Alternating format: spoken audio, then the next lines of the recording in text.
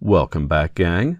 In this tutorial, I'll consider a common strategy for managing long sentences, the resumptive modifier. To illustrate the strategy, I'll examine two sentences written by the evolutionary biologist Richard Dawkins in his book The Blind Watchmaker. First, let's define the strategy. A resumptive modifier is an appositive phrase that repeats a word in order to transform it into a topic. Let's look at an example. As I read it aloud, listen for the repetition and notice where I pause.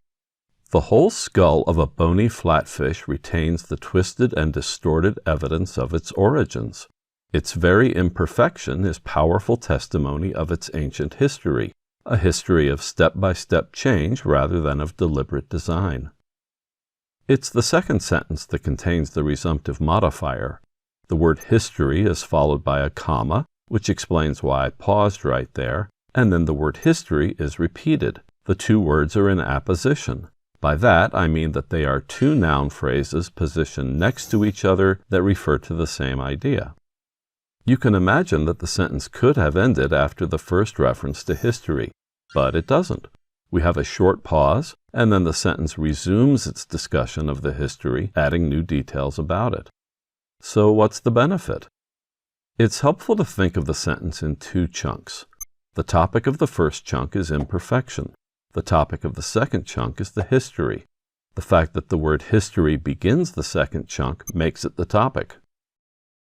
Let's remove the resumptive modifier and imagine how the sentence might have sounded without it. The whole skull of a bony flatfish retains the twisted and distorted evidence of its origins.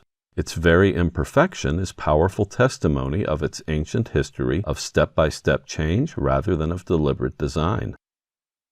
Two things should have really stood out.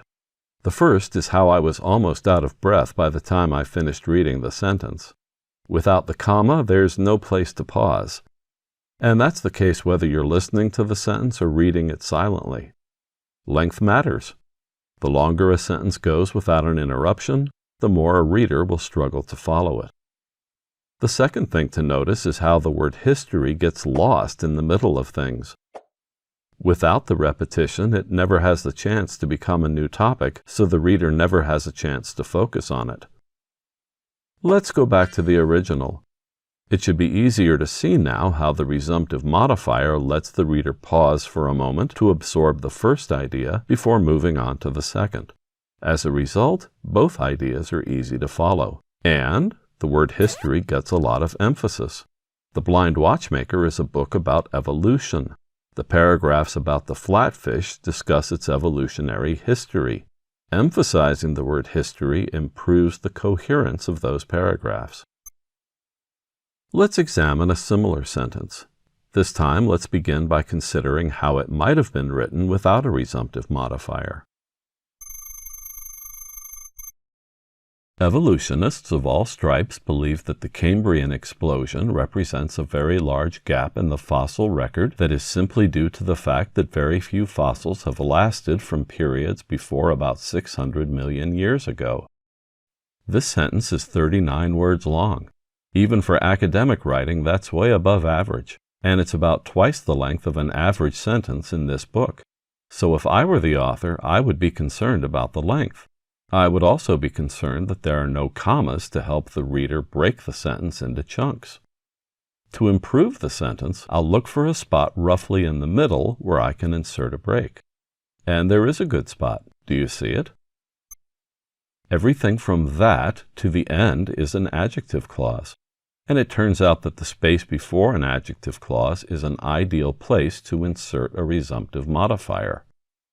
I'll give myself some room to work. Now I need a word that I can repeat. To find it, I'll work my way backward to the thing that the relative pronoun refers to. At first, you might think it's the fossil record, but that doesn't fit the meaning of the rest of the sentence. The next possibility is gap, and that does fit the meaning. So let's begin our resumptive modifier with a comma and the word gap. Now we can close the space and read the sentence as Dawkins did in fact write it. Listen for the repetition and notice where I pause.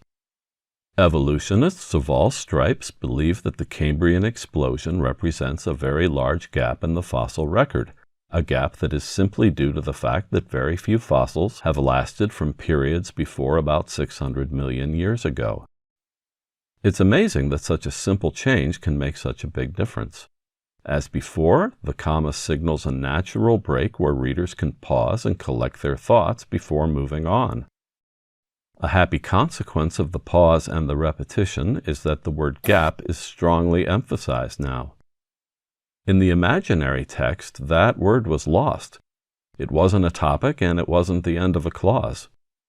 In Dawkins' version, it's both of those things. I call that a happy consequence because gaps in the fossil record are the focus of the chapter in which the sentence appears. In all, the word gap is repeated 18 times within a space of 29 pages. And as we know, consistent topic strings add coherence to our writing. In short, the resumptive modifier is a tool that you can use to solve certain kinds of problems. It can add a pause to a long sentence, making the sentence easier to read, and it can improve coherence by transforming a lost word into a topic. Let me add a word of caution. A resumptive modifier is pretty conspicuous. Readers will notice it. So you don't want to use the strategy more than once or twice in a single essay. Use it only when it's the best tool for the job. Thanks for watching. Say what you mean.